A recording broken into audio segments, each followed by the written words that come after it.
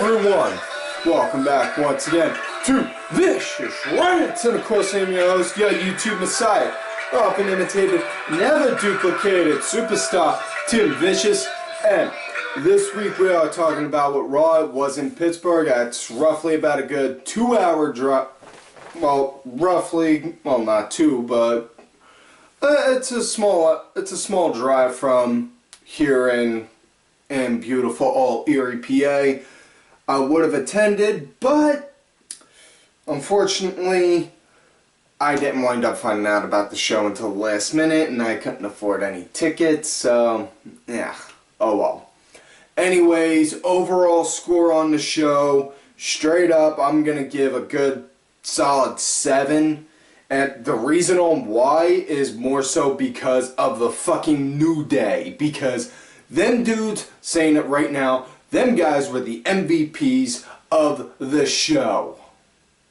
You know, with Raw, they started out, confetti falling down from the heavens, everyone in awe, wondering what's going on, what could it be, what is it, and then the New Day comes out and they just steal it. They're talking about on how, you know, saying on how, you know, we're here to do a celebration. And man, you're starting to get all sweaty again. Here, I got something for you. And then throw out a terrible I fucking lost it right there because, folks, I may live in Erie and I may not be that far from Pittsburgh.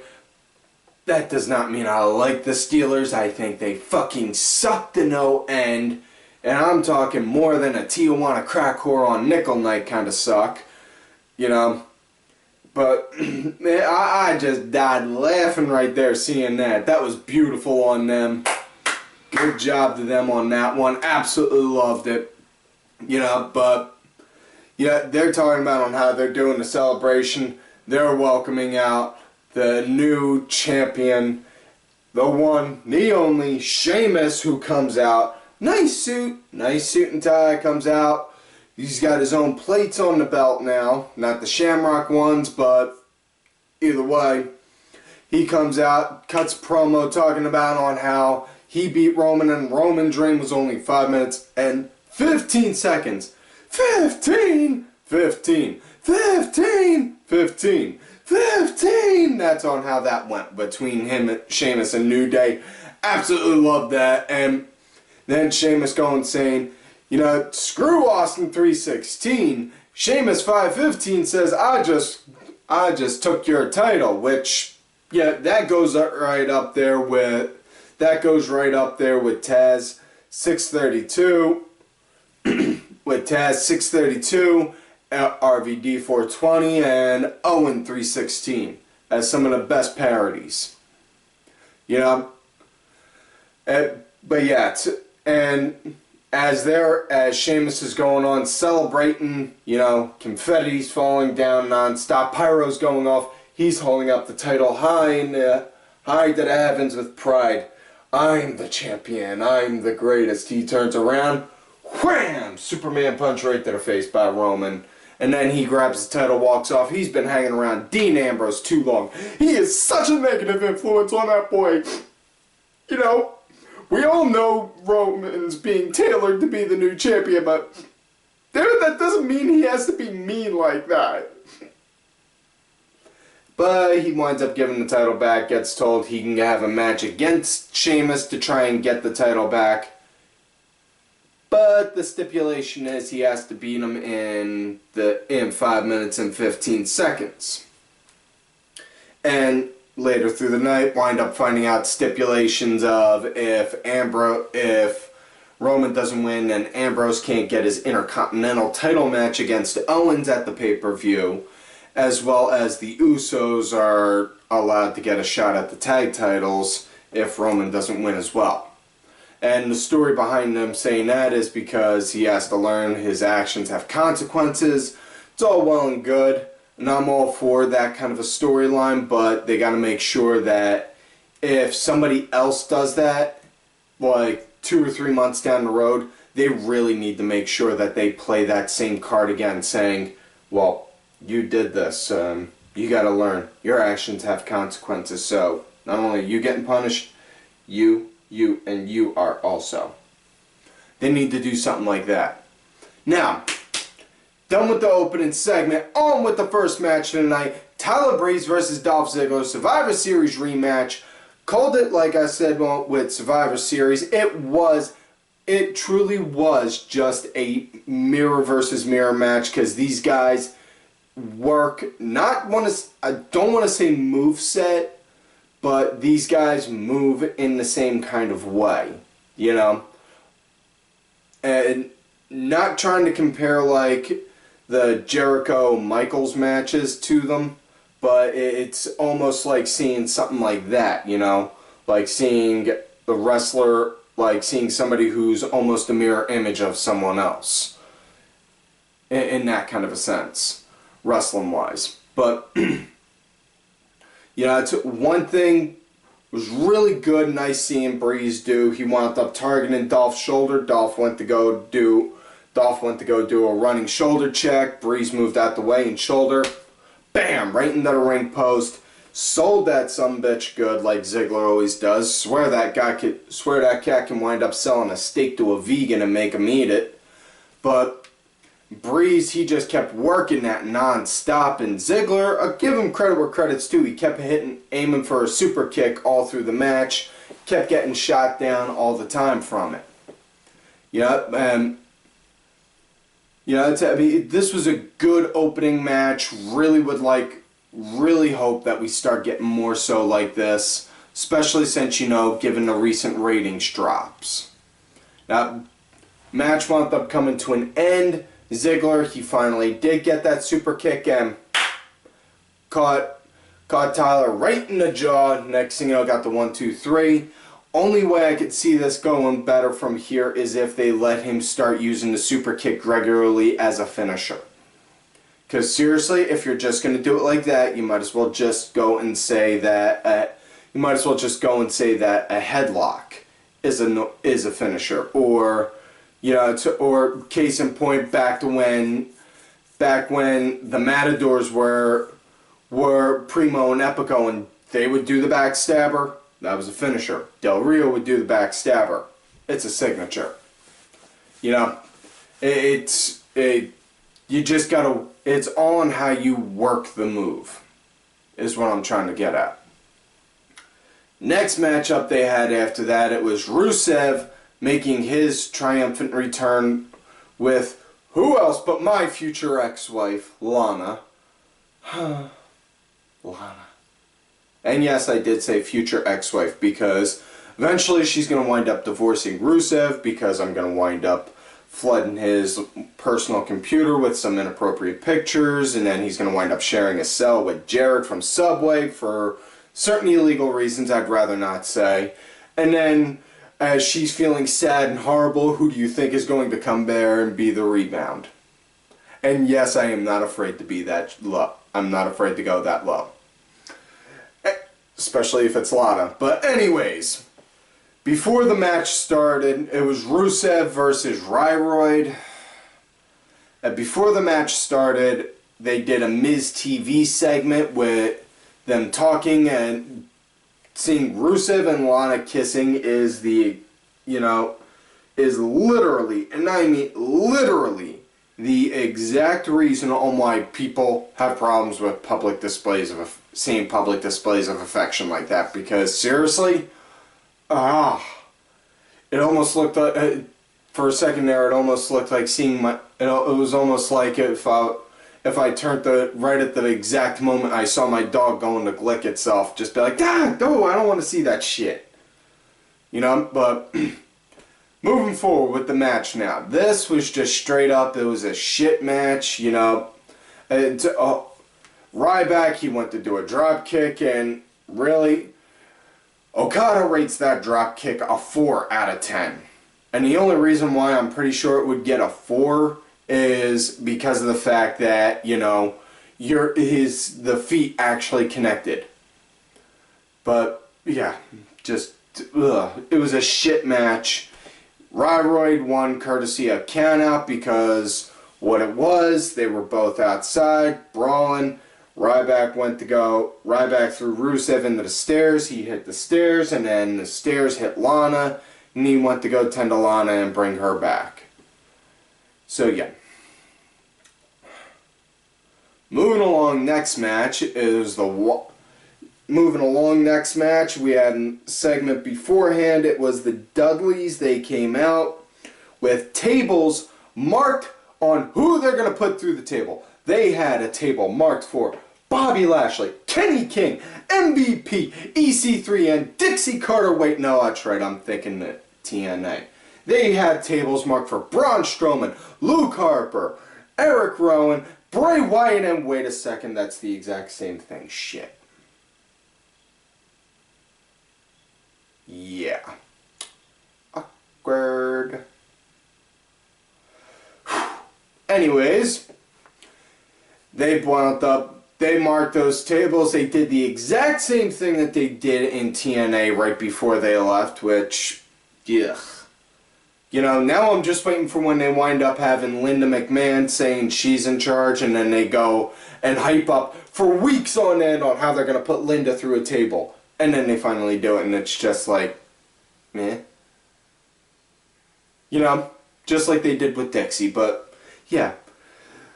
The Dudleys call out the Wyatts, say they're going to put them all through a table. The Wyatts come out saying, you know, you boys shouldn't go and ask the devil to come and play in your backyard. He may enjoy and want to stay. And then they come down like, you guys think you got the upper hand, huh? All you guys against just us two? We ain't alone, we got family. And then out comes, of all people, fucking Tommy Dreamer, who, hands down, my fucking favorite from ECW back in the day. You know, that was beautiful seeing Dreamer. Still a huge fan of his. Absolutely love Dreamer. But my argument is this. And it's not even really so much an argument as it is a question. But last I heard, Tommy Dreamer was a producer backstage for TNA because he was doing some of the work, because it was actually his idea that wound up making to do the triple threat match at Bound for Glory where EC3 lost the title. That's all I'm saying. I'm just confused on that part, because if he is still a producer, I just want to know, is he still a producer or is he not? But either way, with this, you know, Wyatt's, they pretty much dominated most of the match. You know, it was just, you know, I mean, the Dudleys, they got their spots in. Dreamer, he did his normal heavy hitting with them, against them. And it wound up going to a no contest. You know, they all just, it turned into a huge free-for-all. It's going to wind up leading to a tables match at the pay-per-view. And with Dreamer there now, it looks like it's going to end, it's going to accumulate into a 6-man table match. And it's going to go either one of two ways. The Dudleys are going to wind up 3D'ing one of the Wyatts through a table and get the win.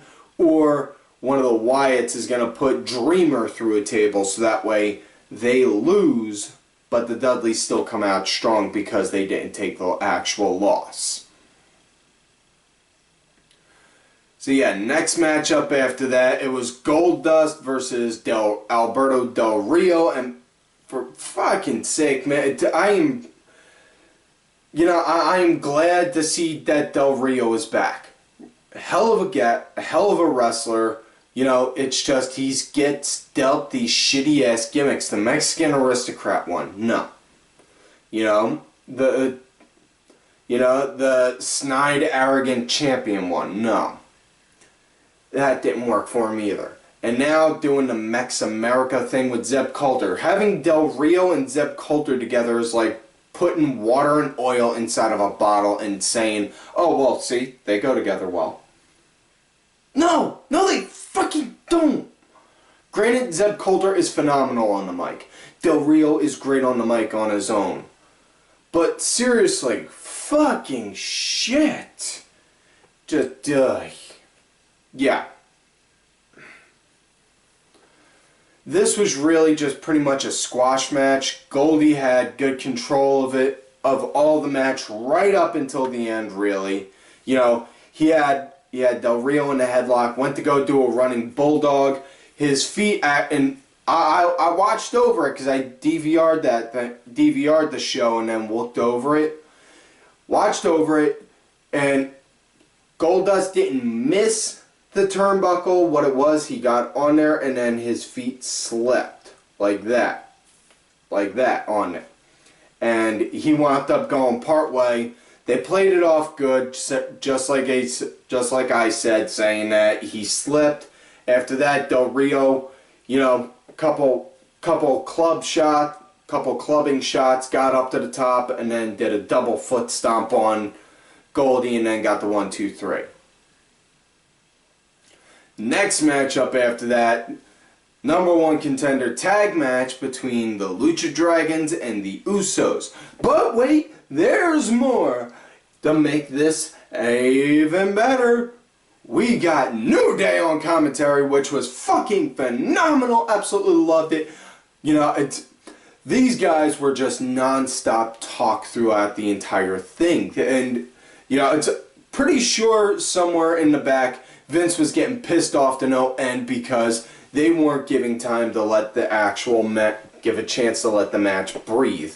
It was just, okay, we're gonna non-stop. Pretty sure somewhere in the back, Vince was getting pissed like, God damn it, somebody tell those punks to shut the hell up. And there's my cheap Vince McMahon impression. But yeah, they were just phenomenal doing the commentary. They were just trolling the shit out of Cole and JBL and Saxton. You know, hey Cole, we're just gonna do what you don't do, and that's called the match. That Woods' exact words, not mine. And they did phenomenal on it. I loved it. Now, as far as the match goes, it was an okay match. I mean, it was really mostly just spots going through there, you know, more than anything. You know, New Day, they really stole the show with that match, just being on commentary for it. And I feel kind of sorry for the Pittsburgh crowd that was there because they didn't get to hear New Day, you know, carrying that match for the television viewers. But match wound up ending double DQ. They came in, yeah. Woods and Kofi got into the ring and one hit Kalisto, one hit Uso 2, and the ref called double DQ. And Woods got on the mic. Oh, since you guys both lost, it's a double DQ, which means there's no new #1 contenders. And then they go to commercial, they come back, and then Steph says, we'll do a triple threat tag match at TLC. That is provided the Usos can attend as long as Roman wins. So yeah. Next matchup, Sasha Banks versus Brie. And first and foremost, seeing Sasha come out doing that little Brie Bella spin, just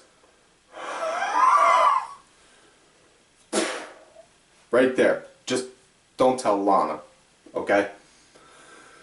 But yeah, this would, you know, Sasha, she really just straight out dominated the entire, and I mean literally the entire match. Brie got some fight in, but really it was just all Sasha the whole way. And this was beautiful because of the fact that the crowd's been asking and clamoring for Sasha for a couple weeks now, and now we finally got her on TV again. You know, and instead of having Paige going chasing after the title, honestly, what they really need to do, they really need to start putting Sasha towards that title chase, because really, that would help out immensely.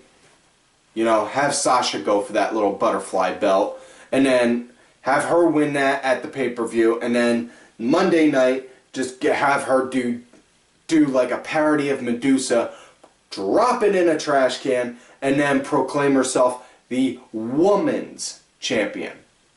That would be great. But yeah,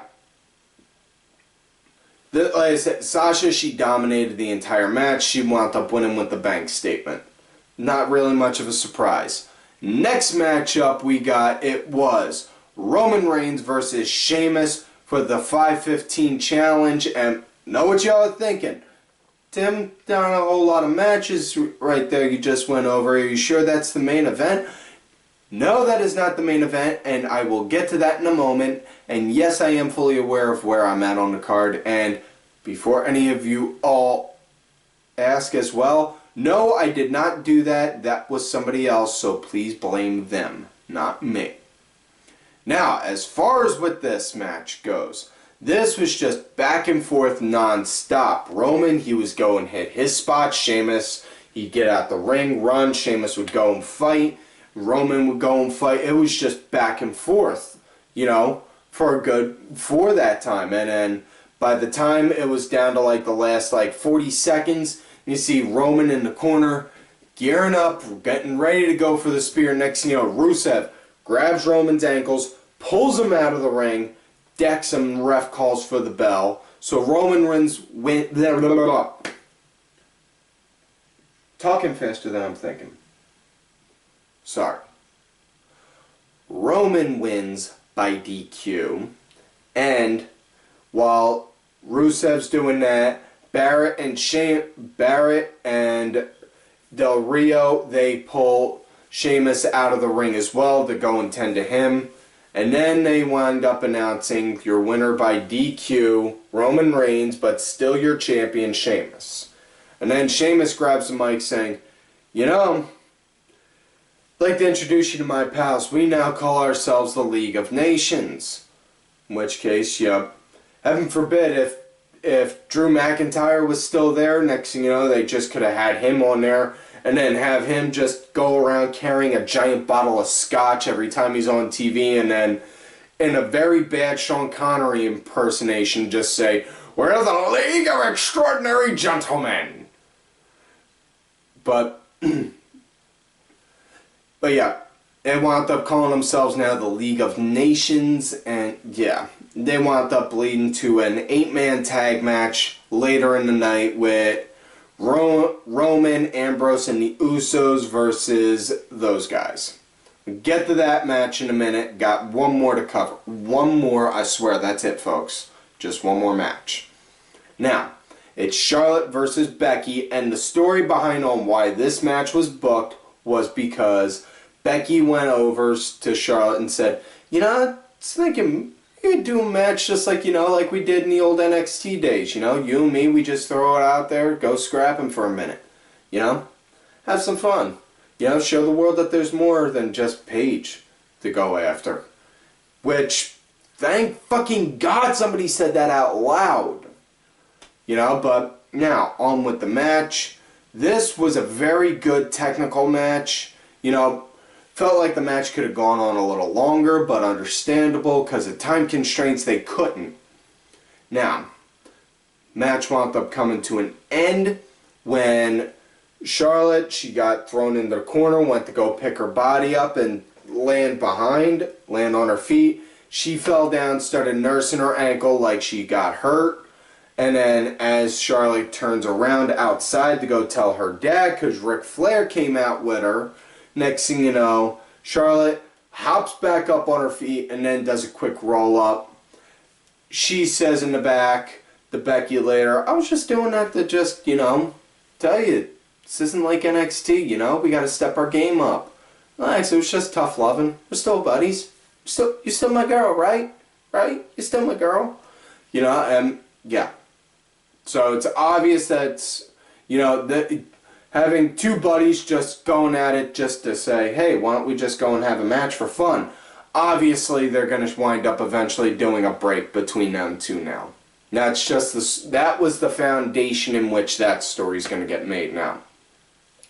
Paige was on commentary the whole time, and I didn't want to bring that up, but however, my executive producer, Mr. Oliver Ben, and my other producer, Ed, both felt that it should be brought up. She was on there, and it was just really shit. She was just shit on the commentary. Did not like it. But yeah, now it's time for the main event. Usos, Ambrose, and Reigns versus the League of Nations. And just as they're getting ready to start, wait, what's this? we get New Day again. 3 times in one night. Somebody shout hallelujah. No lie. Lana comes back. Lana comes back on Raw. We get the New Day 3 times in one night. You know, I don't bow to the altar of Cena like the Masked Mark or Robot Hammer. But, you know, I may start to believe in the whole hallelujah bit if that... because of this. Emphasis on may. Don't go thinking otherwise, so... But New Day comes out and says, we talked to certain people and are now, we're told we can now participate in this as well. So this is now going to be a 7-on-4 match. And like I said, New Day MVPs of the show, hands down, working 3 different segments and carrying it and doing phenomenal in all 3. You know? Now, it was really, though, as far as what this match goes, there was really just too many guys out there for this kind of a match. You know, if you're going to do a tag match, you know, if you're going to do tag matches, honestly, the max amount you should really do is 5 at the very most. Because you'd have 2 on the outside, 4 on the outside, 2 in the middle going at it, and you know, you could just do it like that. But other than that, really, it just seems like too much. You know, it's Uso 1, I don't know which one, Jimmy J, Jimmy Johns, Jimmy Crackcorn, I don't care. One of them wound up blowing his knee, and you could legitimately, you were able to legitimately tell because, you know, before, as the camera was showing the one Uso sitting on the ground, holding his knee in pain, like, ah! You hear Roman, as Roman and Dean are over him, like, yo, you okay? Here, just as the camera's fading out to go to commercial, you hear Roman saying, yo, I think, he's hurt for real. Okay. Not gonna knock on that one, but yeah, that's on how I knew. That was her. He really did blow his knee. So, yeah. As far as the match goes, it was okay. It was good, but like I said, too many people did not like that.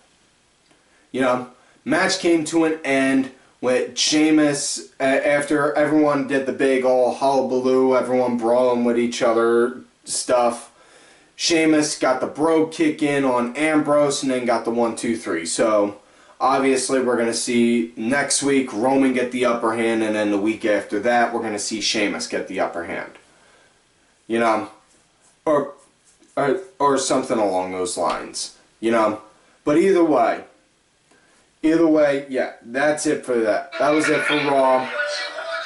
So, that's it for this week's show, folks. So, like all normal, always ask you, do not forget to like the video, subscribe to the channel, go back, watch the other episodes. Look for me on Twitter at Tim Vicious. Make sure you also look for my backup account, Tim_Vicious. Excuse me. I am also out there on that Facebook gimmick, Tim Ash. You know? Also, folks, do not forget to follow all of these cool-ass cats right here on Twitter.